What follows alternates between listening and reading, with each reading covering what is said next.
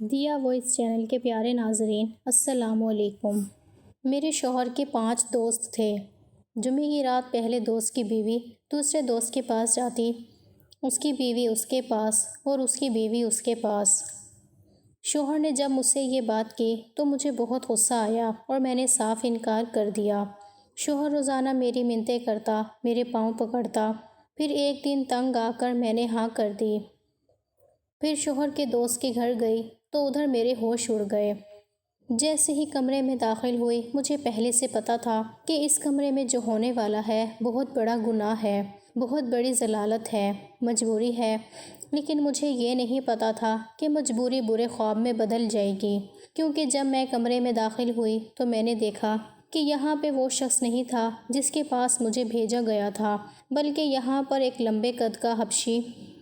مجھے ہمیشہ سے ہی ماڈرن لڑکے سے شادی کرنے کا شوق تھا۔ میرا نام نیلم ہے، میں بہت ہی زیادہ خوبصورت جوان تھی۔ سب سے بڑی بات یہ تھی کہ بنا کوئی ڈائٹنگ کیے، بنا کوئی ورزش کیے ہی میرا وجود بالکل ماڈل جیسا تھا، اور وہی مجھے سب سے زیادہ خوبصورت بناتا تھا۔ جو بھی مجھے دیکھتا کہتا تھا کہ آپ ایکٹریس لگتی ہیں، آپ کو تو ماڈل ہونا چاہیے تھا۔ میں بڑی خوش ہوتی تھی۔ میری شادی ایک امیر بندے سے ہو گئی جس کا نام عثمان تھا۔ بڑی بڑی پارٹیز میں جانا، بزنس کی باتیں کرنا اور پیسوں کی کوئی فکر نہیں ہوتی تھی۔ مجھے یہ زندگی بڑی پسند تھی۔ اب یہ ہماری شادی کو زیادہ وقت نہیں ہوا تھا۔ اس نے کہا کہ ایک بزنس پارٹی میں چلتے ہیں، میرے پاس دوست ہیں، میں تمہیں ان سب سے ملواؤں گا، وہاں ان کی بیویاں بھی آئی ہوں گی، تم اچھے سے تیار ہو جانا۔ میں بھی یہ سن کر خوش ہوئی اور اچھے سے تیار ہو گئی۔ واقعی ان سب دوستوں سے ملی، وہ سبھی بہت اچھے تھے، لیکن مجھے کچھ زیادہ ہی غور سے دیکھ رہے تھے۔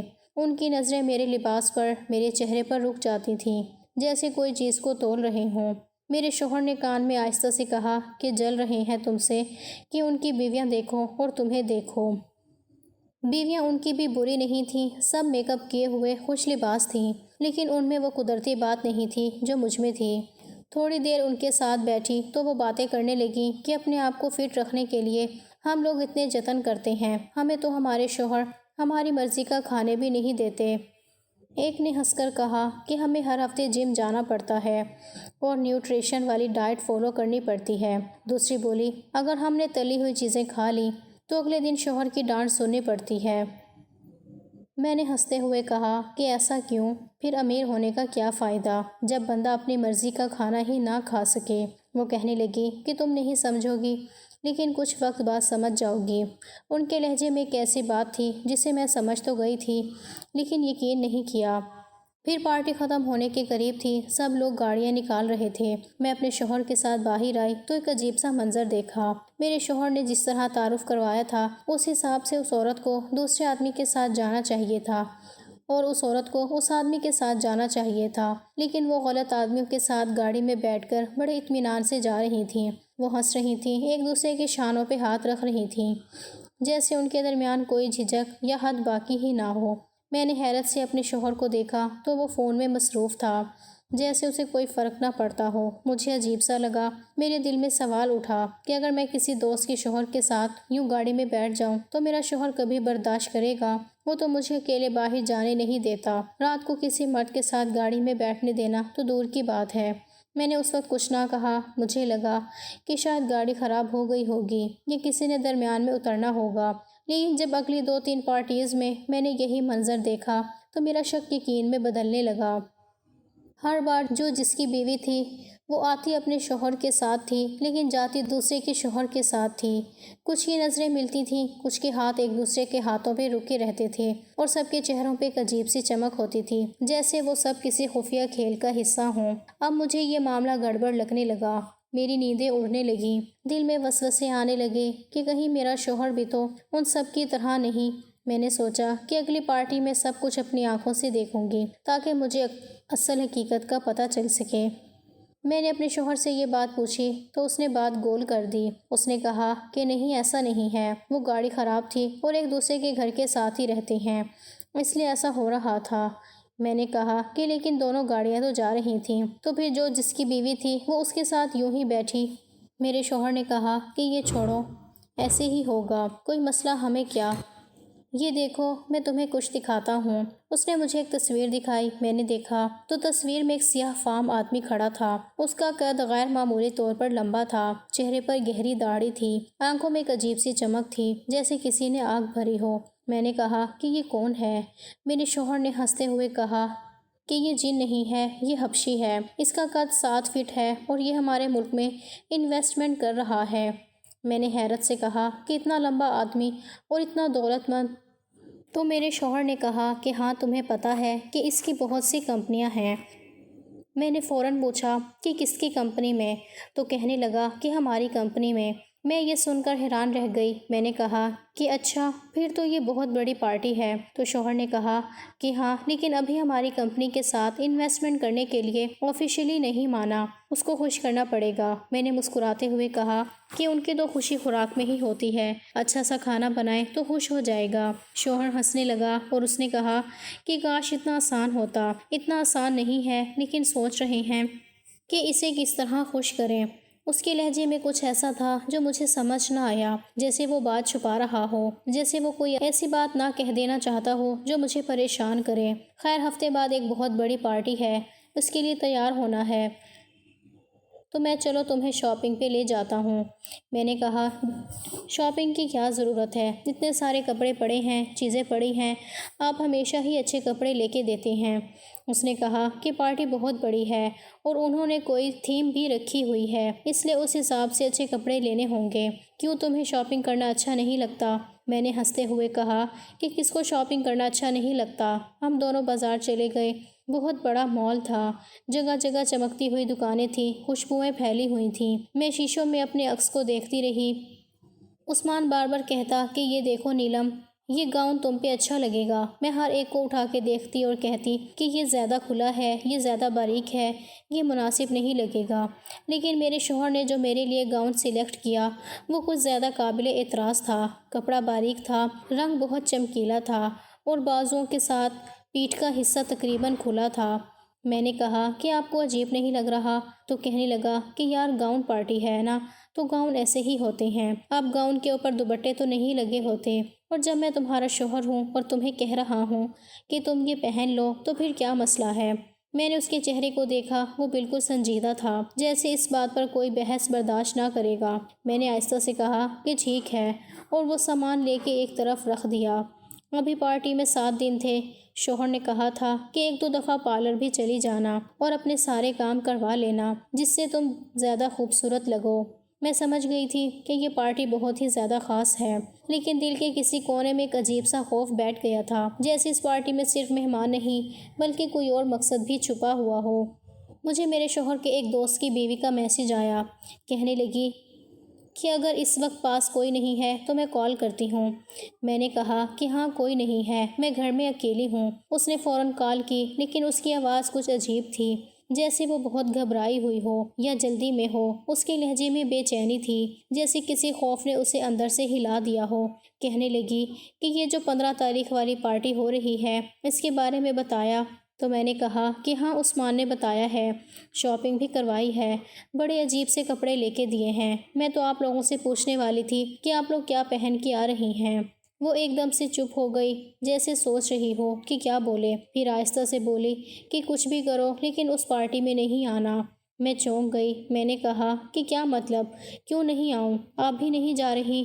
وہ کہنے لگی کہ نہیں، میں تو جا رہی ہوں لیکن تم نہیں آنا، بس تم بتانا کہ تم آ رہی ہو یا نہیں۔ میں نے کہا کہ کیسے نہ آؤں، عثمان نے تو باقاعدہ تیاری کروائی ہے، بار بار کہہ رہا ہے کہ بڑا ضروری دن ہے، اور مجھے خود بھی تجسس ہے کہ یہ سب کیا ہے۔ اس نے جلدی سے کہا کہ میں پوری بات نہیں بتا سکتی، دیواروں کے بھی کان ہوتے ہیں، بس جو کہہ رہی ہوں وہ کرنا ہے، اس پارٹی میں نہیں آنا۔ اس کے بعد فون بند کر دیا۔ میں حیران رہ گئی۔ میں نے کئی بار اس کو دوبارہ میسج کیے، کال کی، مگر اس نے کوئی جواب نہیں دیا۔ مجھے لگا کہ ایسے ہی کہہ رہی ہے، شاید کوئی چھوٹی موٹی بات ہو، یا بھی شاید اس لیے کہہ رہی ہو کہ میں زیادہ خوبصورت ہوں، کیونکہ کچھ عورتیں حسد کی وجہ سے ایسی باتیں کر دیتی ہیں۔ میرے دل میں خیال آیا کہ ہو سکتا ہے وہ نہیں چاہتی کہ میں پارٹی میں جاؤں تاکہ ساری توجہ اس پہ رہے۔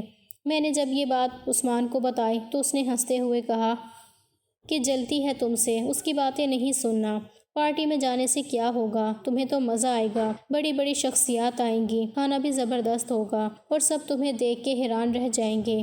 میں نے سوچا کہ شاید میں ہی زیادہ سوچ رہی ہوں، لیکن پارٹی میں جانے سے ایک دن پہلے کا دن میری زندگی کا سب سے برا دن بن گیا۔ عثمان کا چہرہ اترا ہوا تھا، وہ کمرے میں چکر لگا رہا تھا۔ میں نے پوچھا کہ کیا ہوا، تم اتنے پریشان کیوں ہو؟ اس نے ہاتھ کے اشارے سے کہا کہ کچھ نہیں، پھر اچانک بیٹھ گیا اور بولا کہ نیلم، ایک بہت بڑی مصیبت میں پھنس گیا ہوں۔ میرا ایک دوست ہے، تم جانتی ہو نا، وہ جو پچھلی پارٹی میں تھا، ان 5 دوستوں میں سے۔ میں نے کہا ہاں جانتی ہوں۔ وہ کہنے لگا کہ اس سے قرضہ لے بیٹھا ہوں اور اب وہ کہتا ہے کہ قرضہ واپس کرو، نہیں تو گھر مجھے دو۔ میں نے حیرت سے پوچھا کہ آپ نے قرضہ کیوں لیا تھا؟ تو وہ بولا کہ ضرورت تھی یار، کاروبار میں کچھ مسئلہ ہو گیا تھا۔ اب وہ کہتا ہے کہ میری بات مانو نہیں تو گھر جائے گا۔ میں نے کہا کیسی بات ماننے کو کہہ رہا ہے؟ تو وہ خاموش ہو گیا۔ میں نے بار بار پوچھا کہ تم چپ کیوں ہو؟ پھر آہستہ سے بولا کہ وہ تم پر مر مٹا ہے، کہتا ہے کہ نیلم ایک رات میرے ساتھ گزار لے تو میں قرضہ معاف کر دوں گا۔ میں یہ سن کے سکتے میں آ گئی، جیسے زمین میرے قدموں کے نیچے سے نکل گئی ہو۔ میں نے کہا کہ تم نے اس سے بات کی بھی کیسے؟ تم سوچ بھی کیسے سکتے ہو؟ اس نے کہا کہ غصہ مت کرو، میری بات تو سنو، صرف یہ ایک رات کی بات ہے، کچھ نہیں ہوگا، سب بیویاں کرتی ہیں۔ میں نے حیرت سے کہا کیا مطلب سب بیویاں کرتی ہیں؟ اس نے لمبا سانس لیا اور کہا کہ تم پوچھ رہی تھی نا کہ اس کی بیوی اس کے ساتھ اور اس کی بیوی اس کے ساتھ کیوں جاتی ہے، تو سنو، وہ سب ایک دوسرے کی بیویوں کے ساتھ رات گزارتے ہیں، ایسے کہتے ہیں کپل سویپنگ۔ یہ ہمارا ایک پرانا کلچر ہے، امیروں کے اندر ایک طریقہ ہے تفریح کا، اور وہ بھی تمہیں پسند کر بیٹھا ہے۔ صرف ایک رات کی بات ہے، پورا گھر بچ جائے گا، 2.5 کروڑ کا گھر ہے۔ نیلم، میں تمہارے قدموں میں گرنے کو تیار ہوں، بس یہ قربانی دے دو۔ میں نے غصے سے کہا کہ گھر بچ جائے گا، میری عزت کا کیا ہوگا؟ کیا تمہیں ذرا سا بھی شرم نہیں آئی کہ تم اپنی بیوی کو کسی اور کے بستر پر بھیجنے کی بات کر رہے ہو؟ اس نے کہا کہ تم بلا وجہ جذباتی ہو رہی ہو، یہ نارمل بات ہے، سب امیر گھرانے یہی کرتے ہیں۔ میں نے تڑپ کر کہا کہ پھر اس کا مطلب یہ ہے کہ ان کی بیویاں تمہارے ساتھ بھی رات گزار چکی ہیں۔ اس نے نظریں جھکائیں، پھر آہستہ سے کہا کہ ہاں۔ میں حیران رہ گئی، میرا جسم کانپنے لگا، میری آنکھوں سے آنسو نکل آئے۔ میں نے کہا کہ میں کہاں پھنس گئی ہوں، یہ کیسی زندگی ہے جسے میں خواب سمجھتی تھی، وہ تو اصل میں دوزخ نکلی۔ ان لوگوں کے کپڑے صاف ہیں لیکن ان کے دل کالے ہیں، ان کی محفلیں روشن ہیں لیکن ان کے اندر اندھیرا ہے۔ میں نے صاف انکار کر دیا۔ میں نے کہا کہ چاہے گھر چلا جائے میں اپنی عزت نہیں بیچوں گی۔ وہ بار بار سمجھاتا رہا مگر میں پتھر کی دیوار بن گئی۔ میں نے دل ہی دل میں فیصلہ کر لیا کہ اب میں کسی بھی قیمت پر اس پارٹی میں نہیں جاؤں گی۔ جیسے جیسے پارٹی کا دن قریب آ رہا تھا، میرا شوہر پریشان ہوتا جا رہا تھا۔ وہ دیر رات تک جاگتا رہتا تھا، بار بار فون کرتا، کسی سے بات کرتا، اور جب میں پوچھتی کہ کس سے بات کر رہے ہو تو کہتا کہ بزنس کا مسئلہ ہے۔ اس کے چہرے پر فکر کی لکیریں گہری ہوتی جا رہی تھیں۔ وہ کھانا بھی ٹھیک سے نہیں کھا رہا تھا، مگر میں سوچتی تھی کہ اس کے کھانا نہ کھانے کی وجہ سے کیا میں اپنی عزت قربان کر دوں؟ آخر کو اس نے کھانا تو کھا ہی لینا تھا، لیکن اگر گھر چلا جاتا تو پھر کیا ہوتا؟ یہ خیال میرے دل میں ہتھوڑے کی طرح بجتا رہا، مگر میں خود کو سنبھالنے کی کوشش کرتی رہی۔ میرے شوہر نے ایک دن غصے میں کہا کہ اگر میرے ہاتھ سے گھر نکل گیا تمہاری ایک ضد کی وجہ سے تو میں نہ تو تمہیں کبھی عزت دوں گا، نہ ہی پہلے جیسی محبت کروں گا، بلکہ میں تمہیں طلاق دے دوں گا۔ میں سکتے میں آ گئی۔ میں نے اس کی آنکھوں میں دیکھا، وہاں نہ محبت تھی نہ احساس، صرف خود غرضی تھی۔ میں نے آہستہ سے کہا کہ آپ ایسا کیسے کہہ سکتے ہیں؟ میں نے تو آپ سے کبھی کچھ نہیں مانگا، میں نے صرف اپنا وقار مانگا ہے۔ لیکن وہ بولا کہ جب میری بیوی میرے مشکل میں میرا ساتھ ہی نہیں دے سکتی تو پھر میں کیا کروں؟ میں نے کہا کہ آپ کو پتہ ہے آپ کیا کہہ رہے ہیں؟ آپ ایک گناہ کی بات کر رہے ہیں، اور میں ایک ایسی بات نہیں مان سکتی جس سے میرا ایمان، میری روح اور میری خودداری سب کچھ مٹی میں مل جائے۔ وہ آہستہ سے بولا کہ میرا دوست بہت اچھا آدمی ہے، وہ بس آدھے گھنٹے کی بات ہے، تمہیں کچھ نہیں ہوگا، سب کچھ ٹھیک ہو جائے گا، گھر بھی بچ جائے گا۔ میں نے روتے ہوئے کہا کہ آپ کو شرم نہیں آتی؟ آپ مجھ سے کیسی باتیں کر رہے ہیں؟ تو اس نے کہا کہ تم میری بیوی ہو، میری زندگی ہو، تم ہی تو میرا سب کچھ ہو، اگر تم ہی ساتھ نہ دو گی تو کون دے گا؟ میں نے کہا کہ آپ کے لیے میں نے سب کچھ چھوڑا، اپنے ماں باپ کو چھوڑا، اپنی عزت کو آپ کے نام کیا، اور آج آپ مجھ سے کہہ رہے ہیں کہ کسی اور کے پاس جاؤں۔ وہ بولا کہ نیلم بس ایک بار میری بات مان لو ورنہ میں تمہیں طلاق دے دوں گا اور تمہیں خالی ہاتھ گھر سے نکال دوں گا۔ میں خاموش ہو گئی، میرے پاس کوئی راستہ نہیں بچا تھا۔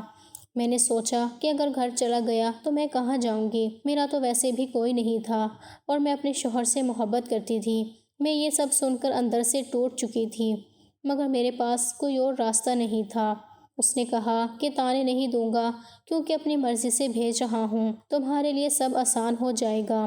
میں نے آنکھیں بند کر لی اور دل ہی دل میں رو پڑی۔ پارٹی کا دن آیا تو اس دن جیسے سارا شہر جگمگا رہا تھا۔ عثمان نے مجھے خوب تیار کروایا، 25,000 کا تو صرف میرا میک اپ کروایا گیا تھا۔ اتنے بڑے بیوٹی پارلر میں نے کبھی قدم نہیں رکھا تھا۔ 4 لڑکیاں میرے ارد گرد کھڑی تھیں، بال سنوار رہی تھیں، لپسٹک لگا رہی تھیں، پاؤڈر لگا رہی تھیں اور ہر تھوڑی دیر بعد کہتی تھیں کہ آپ تو بہت حسین ہیں، آپ تو بالکل فلمی ہیروئن لگ رہی ہیں۔ میں مسکراتا رہی تھی مگر دل کے اندر ایک طوفان برپا تھا۔ سوٹ میرا پہلے ہی مہنگا تھا، لیکن میں سوچ رہی تھی کہ یہ کپڑے میں خوشی سے پہن رہی ہوں یا اپنی تباہی کے راستے پر۔ جب میں گھر واپس آئی تو آئینے کے سامنے کھڑی ہوئی خود کو دیکھا تو خود سے نفرت سی محسوس ہوئی۔ میں نے کہا کہ آپ کے دوست نے تو مجھے پہلے بھی دیکھا ہوا ہے، پھر اتنا تیار کرنا کیوں ضروری ہے؟ تو کہنے لگا کہ اس نے خود کہا ہے کہ اچھے سے تیار کروا کے لانا۔ میں نے چونک کر کہا تو اس لیے آپ شاپنگ کروا رہے تھے، اسی لیے سب کچھ ہو رہا تھا؟ تو اس نے میری آنکھوں میں دیکھتے ہوئے کہا کہ دیکھو مجھے مصیبت میں نہیں ڈالو، میں کچھ بھی بولوں گا تو میں برا ہی لگوں گا، تم بس آج کے دن کے لیے میری بات مان لو، باقی سب میں سنبھال لوں گا۔ میں چپ ہو گئی، دل جیسے پتھر بن گیا۔ وہ میرے پاس آ کر بولا کہ تم بہت پیاری لگ رہی ہو، تمہیں دیکھ کے ہر کوئی حیران رہ جائے گا۔ پھر ہم لوگ پارٹی کے لیے نکل گئے۔ راستے میں میوزک بج رہا تھا لیکن میرے کانوں میں کوئی آواز نہیں جا رہی تھی۔ میں کھڑکی سے باہر اندھیری سڑکوں کو دیکھتی رہی۔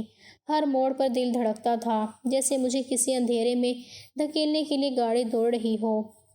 پارٹی واقعی بہت خوبصورت تھی، بڑی بڑی گاڑیاں لگی تھیں، رنگ برنگی روشنیوں سے سارا حال جگمگا رہا تھا، ہر طرف خوشبو پھیلی ہوئی تھی، امیر لوگ مسکرا رہے تھے، گلے مل رہے تھے اور میں ایک ایسی دنیا میں داخل ہو چکی تھی جہاں سب کے چہرے روشن تھے مگر دل مردہ تھے۔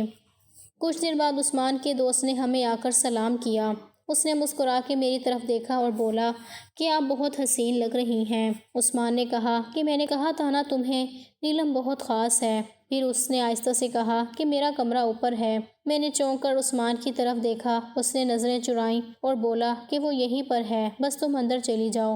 میں نے کہا کہ آپ کس قسم کے انسان ہیں؟ میں رونے لگی تو وہ بولا ارے رو کیوں رہی ہو، میک اپ خراب ہو جائے گا، 25,000 کا میک اپ ہے۔ میں نے اس کی طرف دیکھا تو لگا جیسے میں کسی انجانے انسان کے ساتھ کھڑی ہوں، وہ میرا شوہر نہیں کوئی اور تھا۔ میں سمجھ گئی تھی کہ میرے لیے ایک طرف کنواں اور ایک طرف کھائی ہے۔ اس آدمی نے میری بات نہیں مانی، اس کو احساس بھی نہیں ہونا، اس کو احساس ہوتا تو یہ 1 ہفتے سے مجھے کسی غیر آدمی کے پاس بھیجنے کے لیے تیاریاں نہ کروا رہا ہوتا۔ میں نے سوچا کہ بس جس طرح یہ سب شروع ہوگا اسی طرح ختم بھی ہو جائے گا۔ ایک دفعہ شروع ہو جائے گا تو ختم ہو جائے گا۔ چلی جاتی ہوں اور اس کو اپنی زندگی کا برا خواب سمجھ کے بھول جاتی ہوں۔ مجھے کمرے میں بھیج کر میرے شوہر نے شاید باہر سے لاک بھی لگا دیا تھا۔ میں نے دروازہ بند ہونے کی آواز سنی تو ایک لمحے کو چونک گئی، دل جیسے کسی اندیشے سے دھڑک اٹھا۔ میں نے ارد گرد دیکھا، کمرہ بہت سجا ہوا تھا، پردے مہنگے، قالین نیا اور فضا میں ایک عجیب سا بوجھل پن تھا جیسے ہوا بھی رک گئی ہو۔ میں چند قدم آگے بڑھی تو سامنے کا منظر دیکھ کر میرے پیروں تلے سے زمین نکل گئی۔ وہاں میرے شوہر کا دوست نہیں بلکہ وہی حبشی باز کھڑا تھا جو پچھلے دنوں پارٹی میں مجھے عجیب نظروں سے دیکھتا تھا۔ اس کے چہرے پر ایک ایسی شیطانی مسکراہٹ تھی جس نے میری روح تک ہلا دی۔ اس کی آنکھوں میں بھوکی نظر تھی جیسے وہ میرے اندر تک جھانک رہا ہو۔ میں پیچھے ہٹی، دروازے کی طرف دوڑی۔ دروازہ زور سے کھٹکھٹایا، زور زور سے چیخی کہ مجھے باہر جانا ہے، دروازہ کھولو، لیکن باہر سے کوئی جواب نہیں آیا۔ میں نے دوبارہ دروازے پر زور مارا لیکن وہ بند تھا۔ مجھے احساس ہوا کہ میرا شوہر خود دروازے کے باہر کھڑا ہے اور جان بوجھ کر لاک لگا دیا ہے۔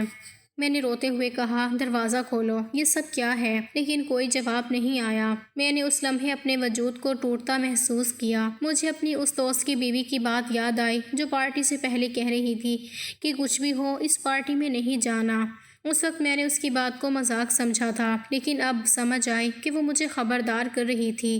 وہ سب کچھ جانتی تھی کہ میرے شوہر اور اس کے دوست کیا کھیل کھیلنے جا رہے ہیں۔ میں نے دیوار کے ساتھ ٹیک لگا لی۔ میرا جسم کانپ رہا تھا، دل دھڑکنے لگا جیسے ابھی بند ہو جائے گا۔ حبشی باز آہستہ آہستہ میری طرف بڑھنے لگا۔ اس کے قدموں کی آواز میرے کانوں میں گونجنے لگی۔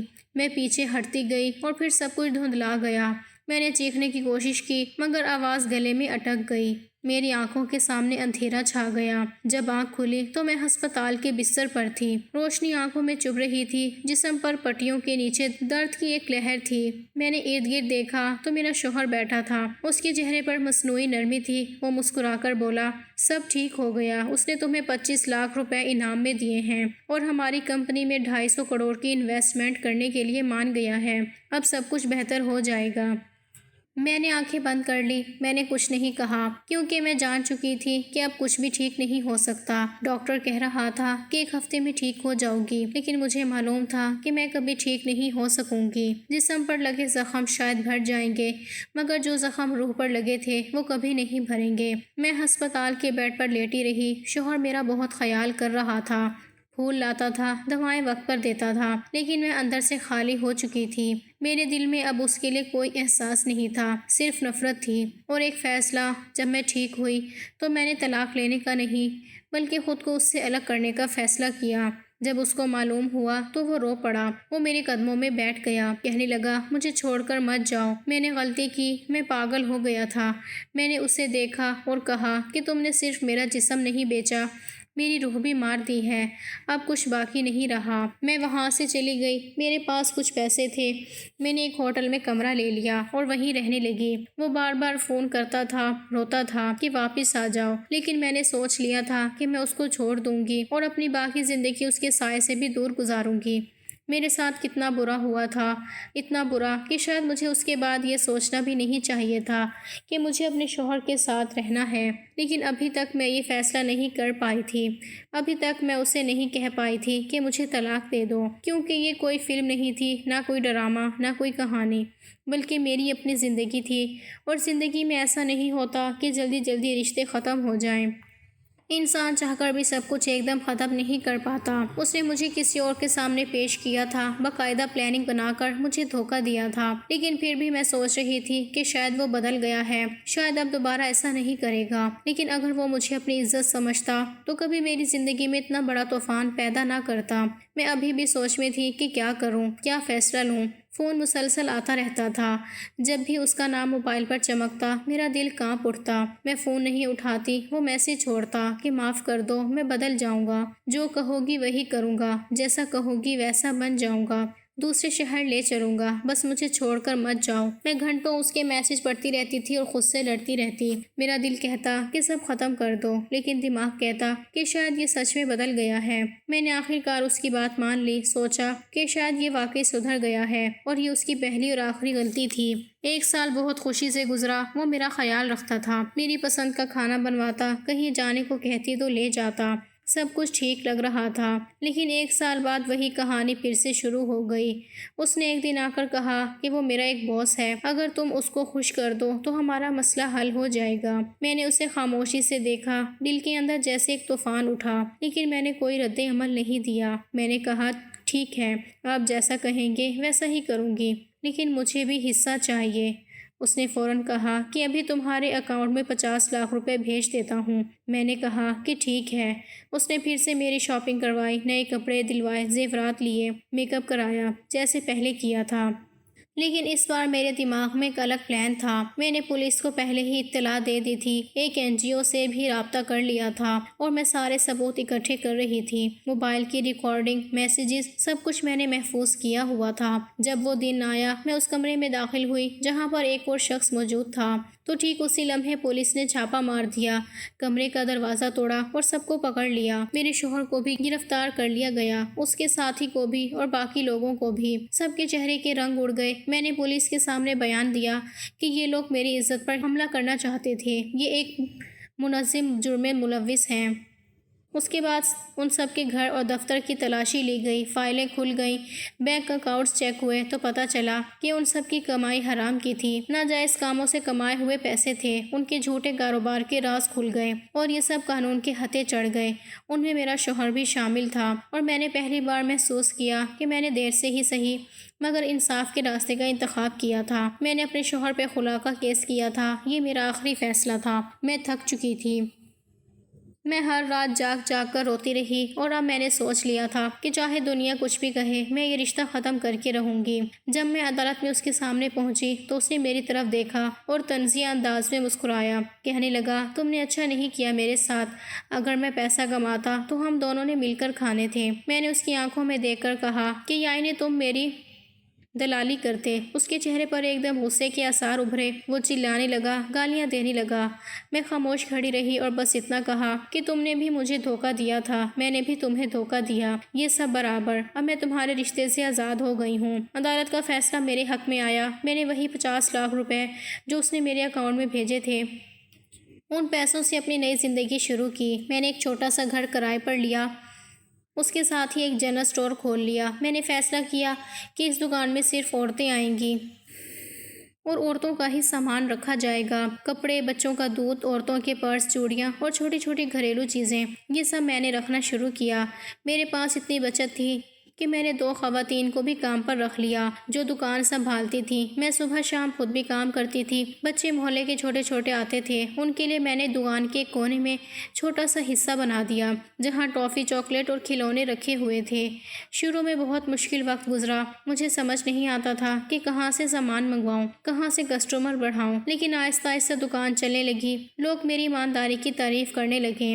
عورتیں کہتی تھیں کہ تمہارے ہاں آ کر سکون ملتا ہے، کوئی مردوں کی گندی نظریں نہیں ہوتی، کوئی خوف نہیں ہوتا۔ میں ان کی باتیں سنتی تھی اور اندر سے مسکرا دیتی تھی کہ کاش میرے شوہر نے یہی سوچا ہوتا تو آج میری زندگی کچھ اور ہوتی۔ میں نے دکان کا نام رکھا تھا عزت بزم، کیونکہ میں چاہتی تھی کہ میری زندگی کی سب سے قیمتی چیز عزت دوبارہ زندہ ہو۔ دن گزرتے گئے، مہینے بدل گئے اور میں اپنے کام میں مگن ہو گئی۔